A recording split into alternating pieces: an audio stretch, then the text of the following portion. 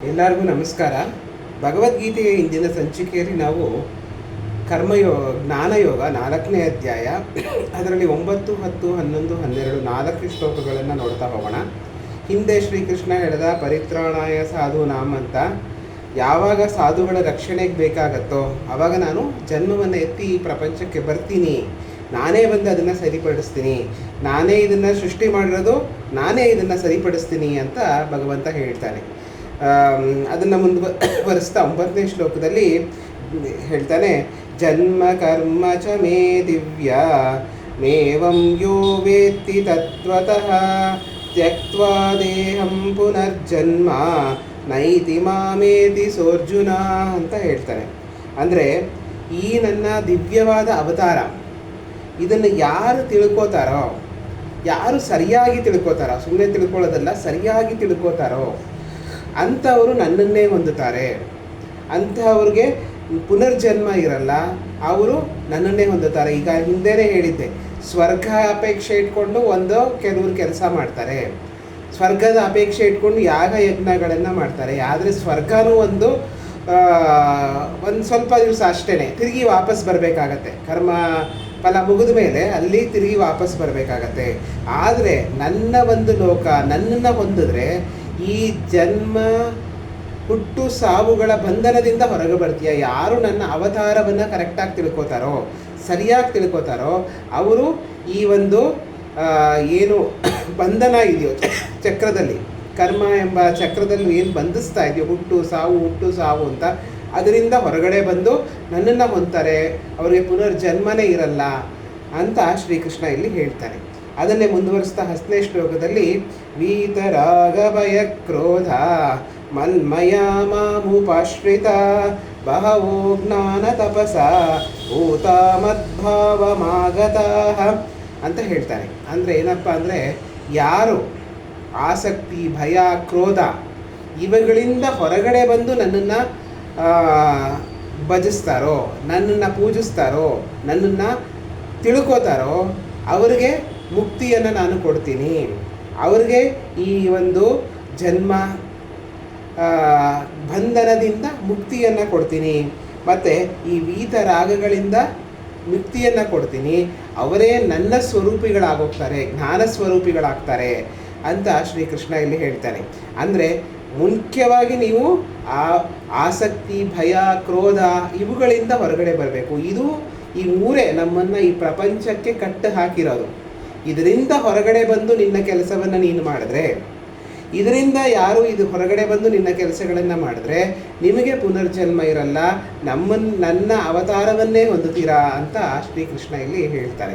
ಈ ರಾಮಕೃಷ್ಣ ಪರಮಹಂಸರು ಒಂದು ಕತೆ ಹೇಳೋರು. ಏನಪ್ಪ ಅಂದರೆ, 4 ಜನ ಸ್ನೇಹಿತರು ಚೆನ್ನಾಗಿ ಕುಡಿದ್ಬಿಟ್ಟು ಒಂದು ದೋಣಿ ವಿಹಾರಕ್ಕೆ ಹೋಗಬೇಕು ಅಂತ ಹೋಗ್ತಾರೆ. ದೋಣಿಯಲ್ಲಿ ನಡೆಸ್ಕೊಂಡು ನದಿ ಮಧ್ಯಕ್ಕೆ ಹೋಗೋಣ ಅಂತ ಎಲ್ಲ 4 ಜನನೂ ಕೂತ್ಕೊಂಡು, 4 ಜನನೂ ಒಂದು ಹುಟ್ಟು ಇರುತ್ತಲ್ಲ ದೋಣಿನ ನಡೆಸೋಕ್ಕೆ, ಅದನ್ನು ನಡೆಸ್ತಾನೇ ಇರ್ತಾರೆ. ಅವ್ರಿಗೆ ಬೆವರು ಬರ್ತಾ ಇರತ್ತೆ. ಆಮೇಲೆ ಒಂದು ಸ್ವಲ್ಪ ಕುಡ್ದಿರೋದೆಲ್ಲ ಕಡಿಮೆ ಆದಮೇಲೆ ನೋಡಿದ್ರೆ ಅಲ್ಲೇ ಇರ್ತಾರೆ ದಡದಲ್ಲಿ.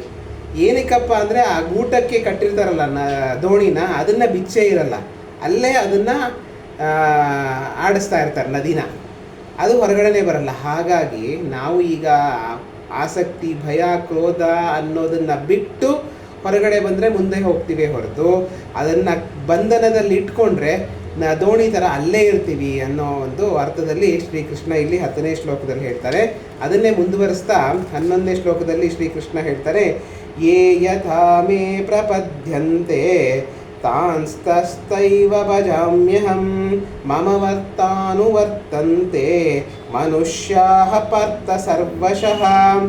ಅವರು ಇಲ್ಲಿ ಹೇಳ್ತಾರೆ, ಕೃಷ್ಣ ಹೇಗೆ ಉಪಾಸನೆ ಮಾಡ್ತಾರೋ ಅವರು ಹಾಗೆ ನನ್ನ ದಾರಿಯನ್ನು ಸೇರ್ತಾರೆ, ಹೇಗೆ ನಡೀತಾರೋ ಅದೇ ರೀತಿಯಲ್ಲಿ ಒಂದು ಇದನ್ನು ಮುಟ್ತಾರವರು, ಗುರಿಯನ್ನು ಮುಟ್ತಾರೆ.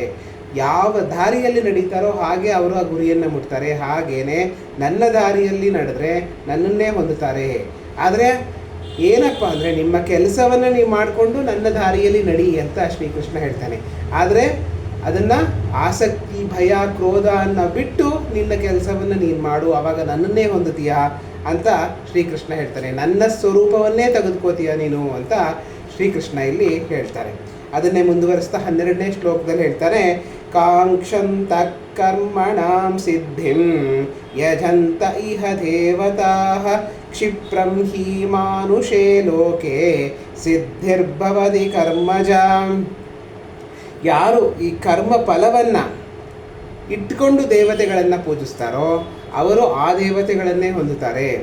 ಕರ್ಮದ ಅಪೇಕ್ಷೆ ಇಟ್ಕೊಂಡು ಯಾರು ಪೂಜಿಸ್ತಾರೋ, ಈಗ ದುಡ್ಡು ಬರಬೇಕು ಅಂತ ಲಕ್ಷ್ಮೀನ ಆರಾಧಿಸಿದ್ರೆ ದುಡ್ಡು ಬರುತ್ತೆ, ಆದರೆ ಅದಕ್ಕೆ ಕಟ್ಟುಪಾಡುಗಳಿರುತ್ತೆ. ಆ ಒಂದು ಬರೋ ದುಡ್ಡಿಗೆ ಕಟ್ಟುಪಾಡುಗಳಿರುತ್ತೆ. ಅದನ್ನು ನೀನು ಈ ಜನ್ಮದಲ್ಲೇ ಇಲ್ಲೇ ಅನುಭವಿಸಿ ಇಲ್ಲೇ ಬಿಟ್ಟು ಹೋಗಬೇಕು, ಮುಂದಕ್ಕೆ ಹೋಗೋಕ್ಕಾಗಲ್ಲ. ಅದಕ್ಕೆ ಒಂದು ಲಿಮಿಟೇಷನ್ ಇರುತ್ತೆ. ಆದರೆ ನನ್ನನ್ನು ಯಾರು ಪೂಜಿಸ್ತಾರೋ ಅವ್ರದ್ದು ಒಂದು ಸ್ವಲ್ಪ ಕಷ್ಟ ಆಗ್ಬೋದು, ಕಡೆಯಲ್ಲಿ ಸುಖ ದುಃಖ ಎಲ್ಲದರಿಂದ ಹೊರತು ಇನ್ನೂ ಮೇಲಾಗಿರತಕ್ಕಂತಹ ನನ್ನ ಒಂದು ಲೋಕವನ್ನು ಹೊಂದುತ್ತಾರೆ. ಯಾರ್ಯಾರು ಯಾವ್ಯಾವ ದೇವತೆಗಳನ್ನು ಫಲದೇವತೆಗಳು ಅಂತ ಏನು ಕರಿತೀವಿ, ದುಡ್ಡಿಗೆ ಲಕ್ಷ್ಮಿ, ವಿದ್ಯೆಗೆ ಸರಸ್ವತಿ, ಮಳೆಗೆ ಒಂದು ದೇವರು, ಶಾಖಕ್ಕೆ ಒಂದು ದೇವರು, ಅದನ್ನು ಪೂಜೆ ಮಾಡಿ ಅದನ್ನು ಹೊಂದುತ್ತಾರೆ. ಅದು ಬೇಕಾಗಿದ್ದು ನಿಮ್ಗೆ ಏನು ಬೇಕೋ ಅದು ಸಿಗತ್ತೆ. ಅದು ಒಂದು ಪರಿಮಿತಿಯಲ್ಲಿರುತ್ತೆ. ಅಪರಿಮಿತವಾಗಿ ಹೋಗಬೇಕಾದ್ರೆ, ಅಪರಿಮಿತವಾದ ಆನಂದ ಅಂತ ಏನು ಹೇಳ್ತೀವಿ, ಅದನ್ನು ಹೊಂದಬೇಕಾದ್ರೆ ನನ್ನನ್ನೇ ನೀನು ಹೊಂದಿದ್ರೆ ಅವಾಗ ಅಪರಿಮಿತವಾದದ್ದನ್ನು ಪಡಿತೀಯಾ ಅಂತ ಶ್ರೀಕೃಷ್ಣ ಹೇಳ್ತಾನೆ. ಅದಕ್ಕೆ ಜಾಸ್ತಿ ಏನೂ ಮಾಡಬೇಕಾಗಿಲ್ಲ, ನಿನ್ನ ಒಂದು ಕೆಲಸವನ್ನು ನೀನು ಮಾಡು. ಆದರೆ ವೀತರಾಗ ಭಯ ಕ್ರೋಧ ಈ ಒಂದು ಗುಣಗಳಿಂದ ಹೊರಗಡೆ ಬಂದು, ಈ ಒಂದು ಗೂಟದಿಂದ ಹೊರಗಡೆ ಬಂದು, ಪ್ರಪಂಚದಲ್ಲಿ ಏನೇನು ಆಸಕ್ತಿ ಅಂತ ಇದೆಯೋ ಅದರಿಂದ ಹೊರಗಡೆ ಬಂದು ನಿನ್ನ ಕೆಲಸವನ್ನು ನೀನು ಮಾಡು, ಅಷ್ಟೇ ನನ್ನನ್ನು ಹೊಂದುತ್ತೀಯಾ ಅಂತ ಶ್ರೀಕೃಷ್ಣ ಇಲ್ಲಿ 12ನೇ ಶ್ಲೋಕದಲ್ಲಿ ಹೇಳ್ತಾನೆ. ಇಷ್ಟು ಹೇಳ್ತಾ ಈ 4 ಶ್ಲೋಕಗಳನ್ನು ಇಲ್ಲಿ ಮುಗಿಸೋಣ. ಮುಂದಿನ ಸಂಚಿಕೆಯಲ್ಲಿ ಮುಂದಿನ 4 ಶ್ಲೋಕಗಳನ್ನು ತೆಗೆದುಕೊಳ್ಳೋಣ. ಎಲ್ಲರಿಗೂ ನಮಸ್ಕಾರ.